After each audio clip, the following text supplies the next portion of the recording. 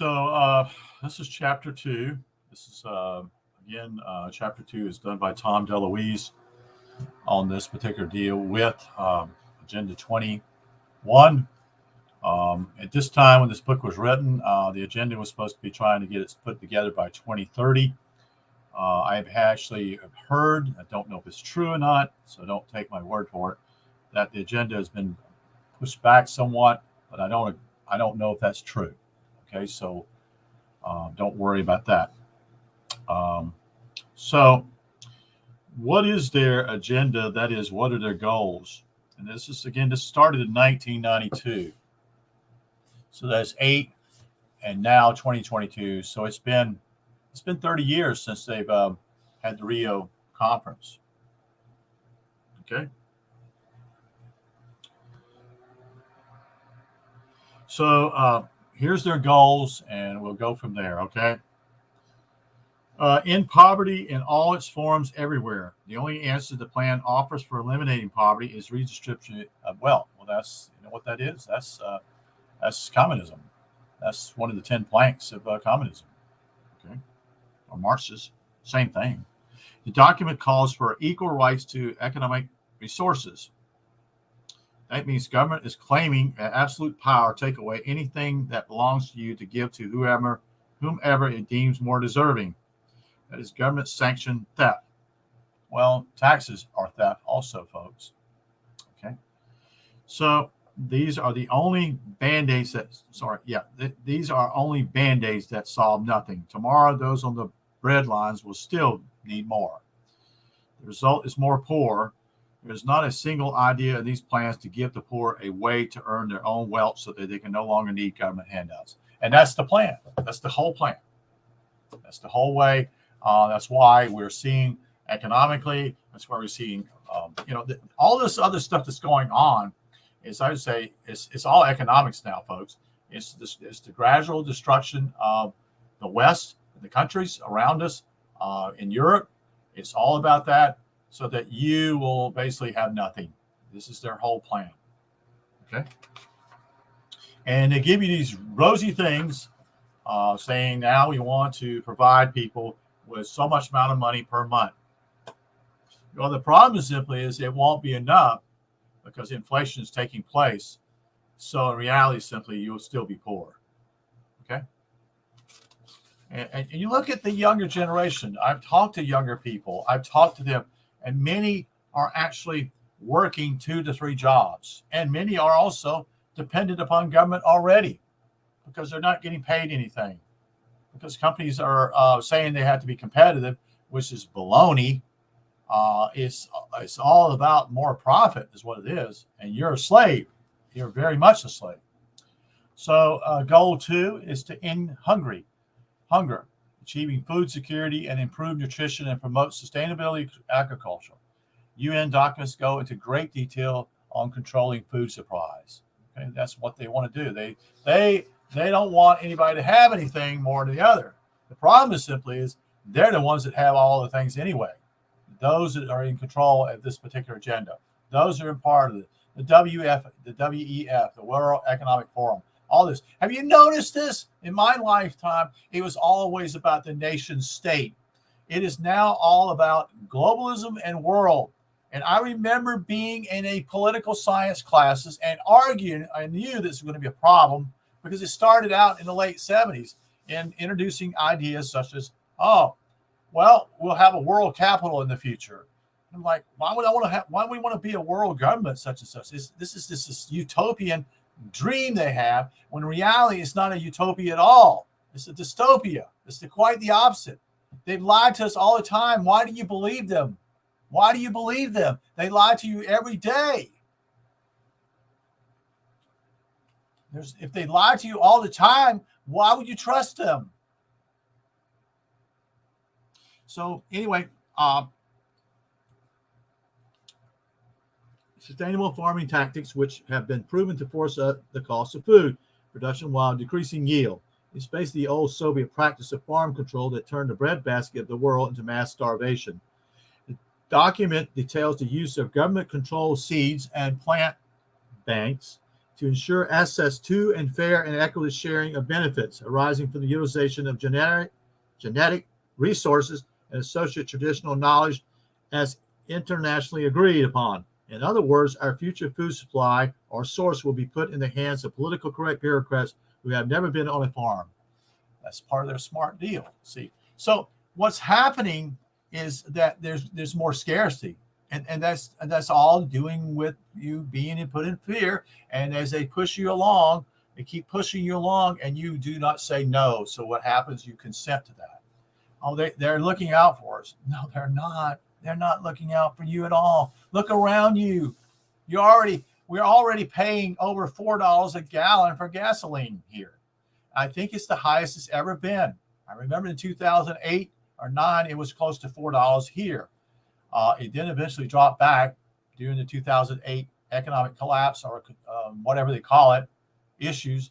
And then Bernanke started throwing paper money out of a helicopter, so to speak. So anyway, I don't want to go into that. We're just explaining some things here. Also, goal 3, ensure healthy lives and promote well-being of all at all ages. This means cradle to grave control over how and where we live and what we are permitted to eat. The healthy lives they promote means basically forcing us out of our cares and into walking and riding bikes as we relocate and to control high-rise apartment buildings sanctioned by government. So he's speaking in simply as what he was actually give Obamacare anyone. The more government gets involved with things, they don't fix anything. They just make it worse. That's a proven fact, folks. That's a proven fact. They never solve anything. Never have. That's not what they're about. Okay? It's the same thing with the Hegelian dialectic. Problem, reaction, solution. It just keeps you going down the drain, such and such. Let's continue.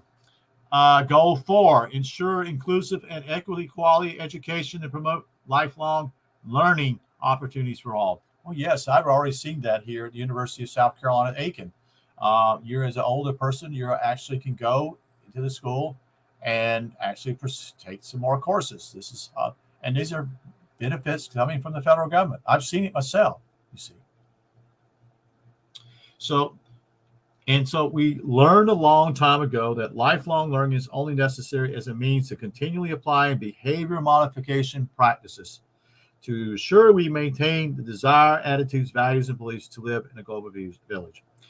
One of the movies you can actually watch that actually gives you a good effect of this is Killing Fields, what took place in Cambodia in the 70s.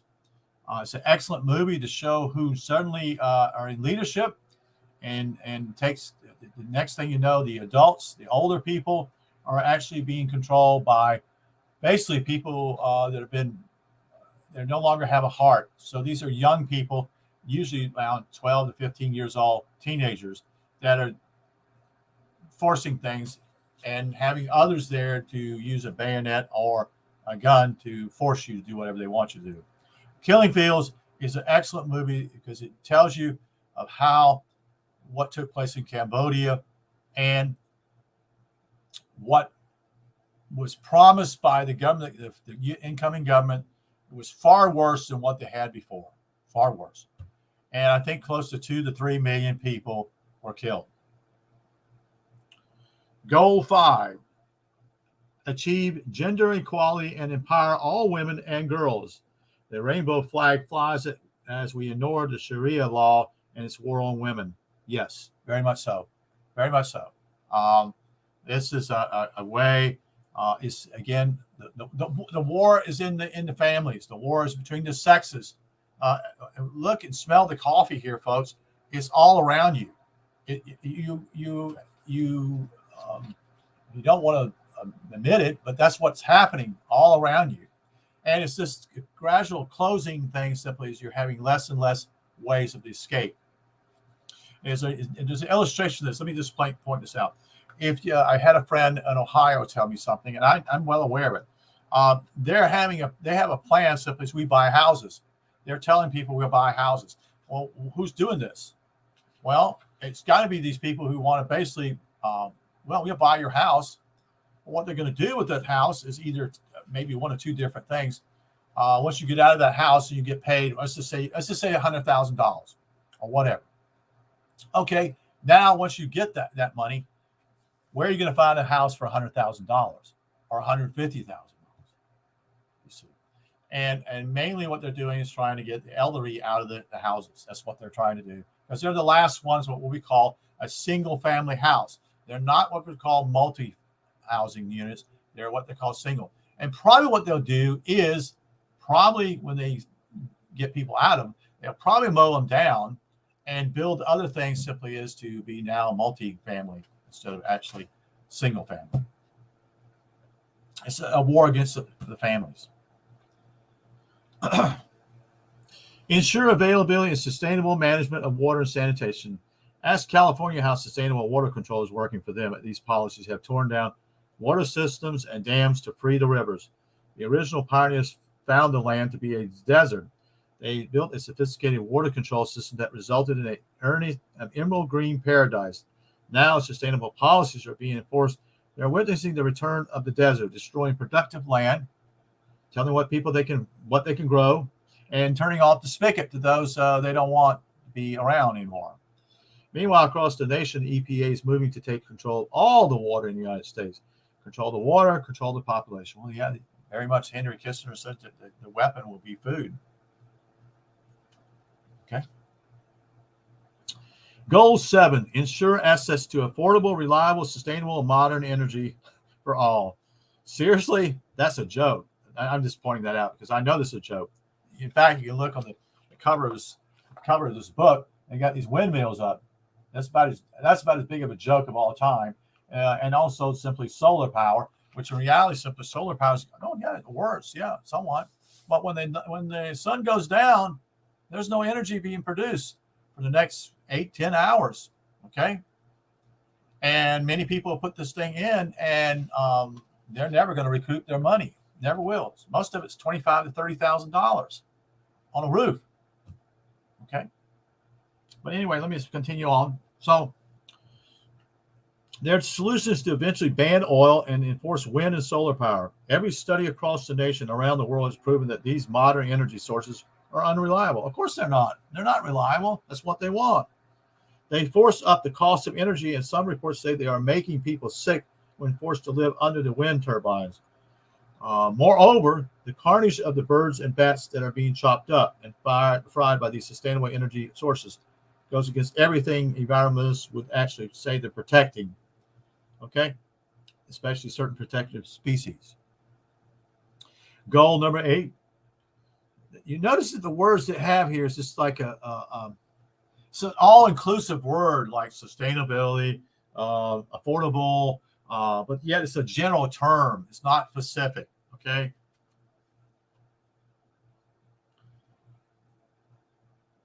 Goal 8: promote, sustain, inclusive, and sustainable economic growth, full and productive employment, and decent work for all.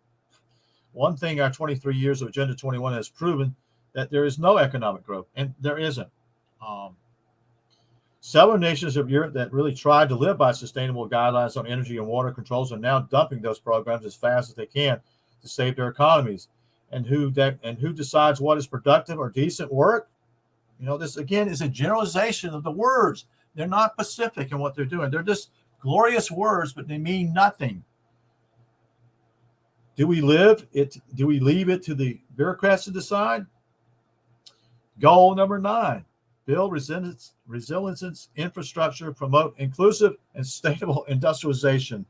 In other words, this whole deal is a sad deal. If you are putting out too much pollution or whatever they deem, and a lot of this is based upon, this is all about major corporations. This is not what you think it is.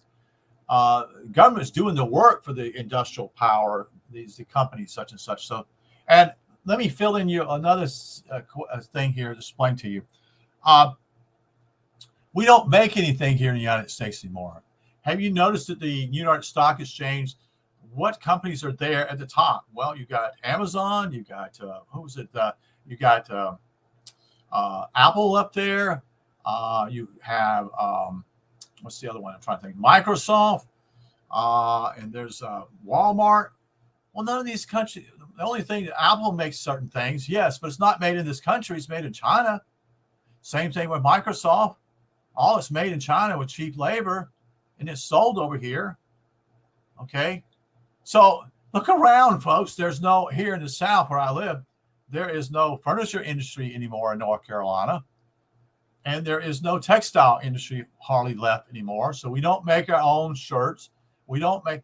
Everybody bought in this whole way of thinking. And it started first in the 70s with Japan, but Japan was not as competitive as actually China, because China could build it for far less. And most people are unaware that most American companies went there for cheap labor to make more greed, more money, and they gave those patents to China. Those patents are now Chinese property. So what Americans invented many, many, many years ago, those patents have gone to China. So the large corporations here in America have actually sold out their brain trust, so to speak. Okay, and this is part of the what we call the NAFTA deal, the North American Free Trade Agreement, that worked out simply is that the large companies didn't want to pay import taxes, and then they built their plants across the border, and then they had cheap labor, and people jumped on the bandwagon and said that's great, but in reality, it's almost like a dam, and you got a small leak, and things just get a little bit progressively a little worse. And next thing you know, you don't have a dam anymore. The water runs all over the place. It's destructive. We don't make anything anymore, folks. I've seen that. I was involved in it with my own dad's business and watched that. So I'll continue on with the number 9 here. Sustainable industrialization means destroying industry. That's what it means. No real industry can remain in business under a government-managed economy with its shifting rules and constant increases in taxes. Now you look at OSHA. Okay, government doesn't create industry or prosperity. No, they don't. They actually do the opposite. Always have. Our government real job is to provide protection of the marketplace so real innovators are free to create new ideas, industries, and opportunity. Government itself is a job killer when it gets into the way. And it does. They have all the rules and regulations, basically, that stifle anybody who can do this. For example, my dad borrowed $10,000 in 1975 to start a business. That is a joke today. Okay? That's a joke. Most companies, if they start up, that's going to take them over $100,000, if not more. Okay? Goal 10, reduce inequality within and among countries. This is another form of redistribution of wealth that forces industry from first world to third world nations. This is done by using oppressive sustainable policies to drive up production costs, forcing companies to take their factories to their poorer nations. That's not exactly true. In a lot of ways, simply is that there's no competition hardly now. There's only a few what we call, okay, I'll give you an illustration. There were tons and tons of cars being made in America over 100 years ago. Almost all cars now in America are not even actually made here. They're either made in Canada or in Mexico. So they're not even made here in America. So let me go. What am I saying? Second trick is to exempt those poorer nations from the very environmental rules and regulations that caused the factories to move in the first place. Can anyone explain how this helps the environment? No, it has nothing to do with environment. It doesn't. It simply makes everyone equally poor. That's what it's all about. Pulling you down, and you become poorer and poorer. And look around you, folks. It's amazing. I'm looking at people around me. I'm looking at people. There's hopelessness here, folks. It's already here, the inflation. You walk into a store now, and 3 weeks ago, I could buy a dozen of eggs for less than $1. Less than $1 here. Those eggs, same eggs, 12 eggs now are $2.75 to $2.50 for a dozen. Just like that overnight. Now, is that inflation? Or is it caused by this so-called chicken deal? Or what? Is that just another psyop? Because that's just a way. And part of that whole idea is to, guess what? Is to eliminate competition with these smaller companies and say, well, they can't, they don't, their chickens are sick, okay, they no longer can be in business. So it means more opportunity for the larger companies to become larger, and then they can control what I would call a cartel. You see. Yes, good to see you. It's good to see you. Yeah, thank you for your time. Yes, thank you. Thank you for listening. So we go to goal number 11. Make cities and human settlements inclusive, safe, and resilient, and sustainable. Well, part of the idea is simply they want everybody to be in the cities. And that means simply you're dependent upon, well, water and food from outside sources. So think about that seriously, okay? As we go on, smart growth, which promises a utopia of families and neighbors playing and working together, riding bicycles, walking to work in stress-free communities. It really means the end of private property rights, single-family homes, and stack and pack high rises where residents are overtaxed, overregulated, rents are high, and individual thoughts and actions are viewed as a threat to the well-ordered society. And by the way, the American Planning Association did a study to see if their smart growth plan worked, and their own reports concluded that smart growth doesn't work. Even they had to admit that it doesn't work. Of course, it doesn't work. It's to put us all in slavery and be poor and no hope for the future. Goal number 12 is ensure sustainable consumption and production patterns. What more is there to say? Well, yeah, it's just control from the top down. That's what it's about. Basically, it's going to be what they're called rationing food. So you only get so much grams of food or calories per food, such and such. Okay, that's what I'm not trying to fear porn you here. I'm just saying these are their policies. These are their goals. Okay. Goal 13, take urgent action to combat climate change and its impact. Here it is. The root of the entire plan is climate change. How many scientific reports do real scientists have to present to show them this is the greatest scam ever devised to create reason for government to control every aspect of your life? Well, here it is. Global warming scare mongers tell you there's true purpose in their own words. No matter if the science of global warming is all phony, climate change provides the greatest opportunity to bring about justice and equality in the world. So they don't want anybody to, quote unquote, be ahead of anybody else.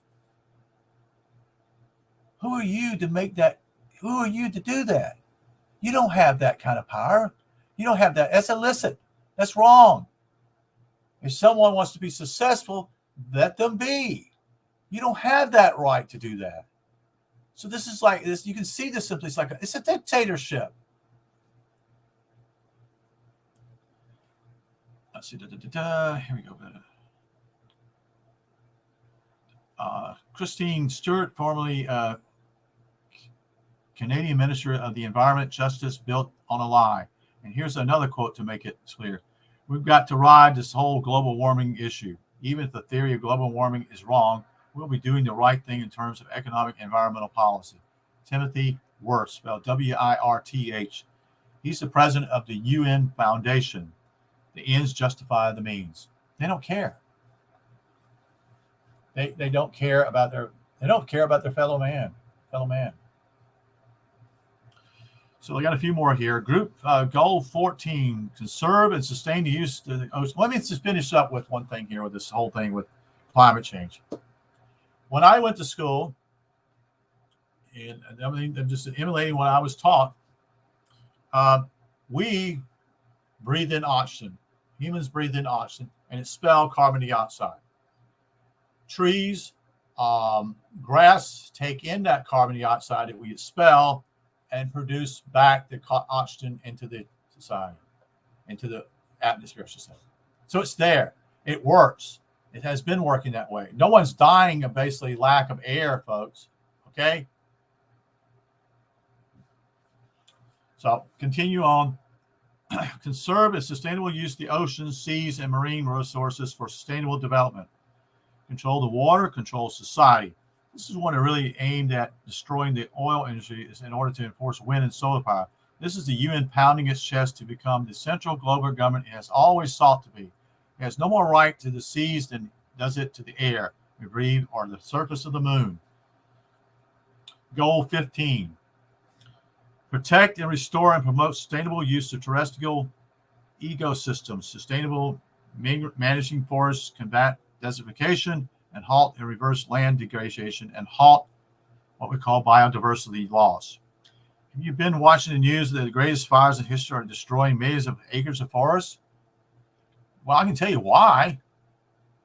Here in South Carolina, compared to other states, there's what we call a controlled burn. So they go out in the forest so many years and they burn the undergrowth around the trees. They don't destroy the trees. They just burn around them, and that destroys all the growth, the undergrowth there, so that it would be fuel for a fire if it ever got started.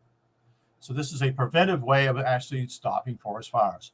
Does that compensate within California or other states that do this other policies? No, they don't do that. So when a lightning strike hits something, bang, hits a tree, and that tree burns and it falls into the forest, there is plenty of kindle there or ways of burning that it will never stop. And that's why the forest fires are so huge out there. And it's not cost effective. Okay, let me explain something. When I worked at a job in a cotton textile plant, we did what we call preventive maintenance. That preventive maintenance was to make sure that machine would be up and running in the future, maybe 2 weeks, maybe 3 weeks, whatever. But you did what they call PM. And that was simply exchanging, taking things out and putting new parts in. Okay? So the machine would run the way it's supposed to run. Because if you don't do that, what you'll have is what I call a colossal mess, because there will be more than 1 or 2 parts having to be replaced. There'll be many parts and there'll be downtime. And the way it works with downtime is production. And so when you're down, you're not producing anything. And so the company is not producing anything, and they're not supposedly making money. And you're not making anything neither if you're based upon a production job. So I just want to explain that to you. So going back, because of sustainable forest management that refused to allow the removal of dead trees from the forest floor. Yeah, I was in California 4 or 5 years ago, and they've had many fires there near Yosemite, and it's like a war zone. It's all gone. All the trees are gone. This creates as much as 10 feet of kindling that makes massive, hot, and unimaginable fires. That kindling is so thick that even small animals have a hard time getting through. If you want to save a forest, send an environmentalist back to his high-rise city called New York City, where he belongs. Here's the last 2, and then I'll stop here because it's almost 30 minutes here. Goal number 16 is to promote peaceful and inclusive societies for sustainable development, providing access to justice for all, and build effective, accountable, inclusive institutions at all levels.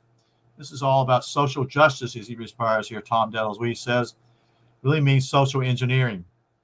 Have you ever once witnessed a effective or acceptable institution carried out or coming out of the United Nations?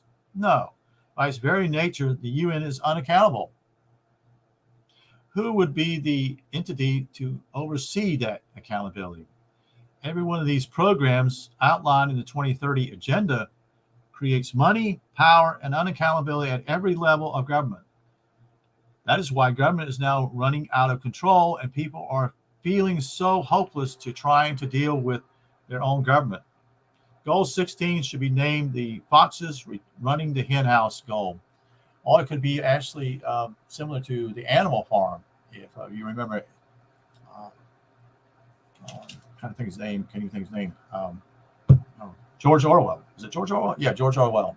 Animal Farm, and how eventually the pigs I think get control of the animal farm. The last one here is goal 17: strengthen the means of implementation and revitalize the global partnership for sustainable development. This means the reboot of Agenda 21, because that was the original global partnership. This goal is a call for all of the treaties, plans, and schemes devised in the massive UN meetings to be made the law of the globe. It's total global government and is a sure highway to misery for all, destruction of human society, individual thought, motivation, and dreams. Remember, they told us that Agenda 21 was just a suggestion. Today, after experiencing the wretched transformation of our society that Al Gore called for, we know it was much more than that. And we have suffered the consequences as our economies has plummeted, as the middle class is disappearing, jobs are now far less, and the world is in turmoil. Now, the power elite, which prey on the poor and helpless, are determined to finish the job. They're fast moving towards the goal of eliminating individual nation states, controlling individual actions, and wiping private property ownership from the face of the earth. Their goal is to make us all equal in the same chains to secure more of us. None of us can resist. Let me start over here. All equal in the same chains to assure none of us can disrupt their well-ordered human utopia nightmare. So that's just it here. If you have any questions, I'll try to answer them. This is just their agenda. Speaking of 2030, so we're in 2022 now. They've got to destroy the economies of the world. They've got to destroy Europe. They've got to destroy America. They've got to destroy other countries. One of the fascinating things that's happened, I'll say this, I've watched what's happened in Africa, is that Africa used to be, and I'm talking about the whole continent, the tribes used to live, and that's all been broken now, but the tribes used to live out in the woods or in the country. And that was what they did. They actually did farming, most of them did. Or they were hunters. Okay, the tribe was also. But that's all changed dramatically. These people, most of the people now have left, that is the young people, and have moved to the cities.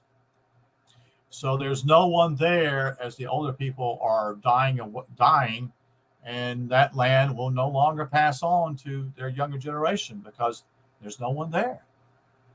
So this is clever, but this was done in America also, folks. This was done here during the Industrial Revolution. Many people left the farmlands because they were told they're going to get a good paying job working in industry. And most of that industry at that time was in cities. And so people went to the cities.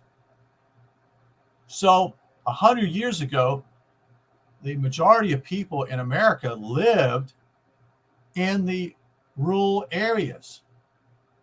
They hunted and grew their own food. That's not true anymore. In fact, it's dramatic shift is taking place. So most people live in cities now. The life has changed dramatically here, even in the 60 years I've been around. So from that, I think that's it. I plan to do more on this. That is because I've just basically started for the first 10 pages here. And it'll be more in detail. And we'll give you an idea simply as what, this was an overview. But what this will be simply is there'll be more in what I would call more in detail information that you can see how this thing is working. And then you realize, oh, I see what they're doing, because it'd be more at a local level. So I appreciate you two guys being here. Mr. Bankowski, I'm assuming that you're from Poland, but I won't say any more than that. And a gentleman named Casual Mining. I appreciate you guys both being here. Again, you're welcome to ask questions in the future or even now. I'm going to probably, it's 8:30 here in the East Coast of America. So I'm probably going to maybe do one more video, and then I'll probably get ready to go to bed. So I appreciate you guys listening and wish you a good evening. Or if you're in another part of the world, I wish you a good morning. Take care, and thank you for listening.